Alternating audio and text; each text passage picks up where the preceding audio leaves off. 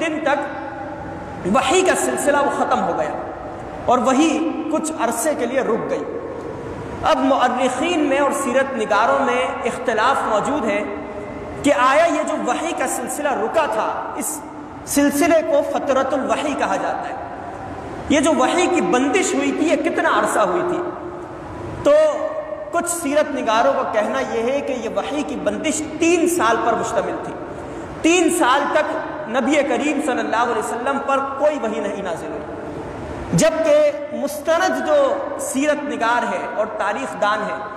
ان کا کہنا یہ ہے کہ چند دنوں پر مشتمل یہ فترۃ الوحی کا موقع تھا اور وحی کی بندش صرف چند دنوں پر مشتمل تھی، یعنی جب نبی کریم صلی اللہ علیہ وسلم پریشان ہوتے وحی کی بندش کی وجہ سے اور کسی ایسے ارادے کا اظہار کرتے کہ میں پہاڑ سے کود پڑوں، تو حضرت جبریل علیہ السلام تشریف لاتے اور نبی کریم صلی اللہ علیہ وسلم کو کہتے کہ آپ اللہ کے رسول اور پیغمبر ہیں، تاکہ یہ وحی اتری جو سورہ مدثر کی ابتدائی آیات ہے کہ یا ایھا المدثر قم فانذر وربک فکبر وثیابک فطہر، اور اس وحی میں نبی کریم صلی اللہ علیہ وسلم کو حکم دیا گیا کہ اے اوڑھ لپیٹ کر لیٹنے والے قم فانذر، کھڑے ہو جاؤ اور لوگوں کو ڈرانا شروع کرو،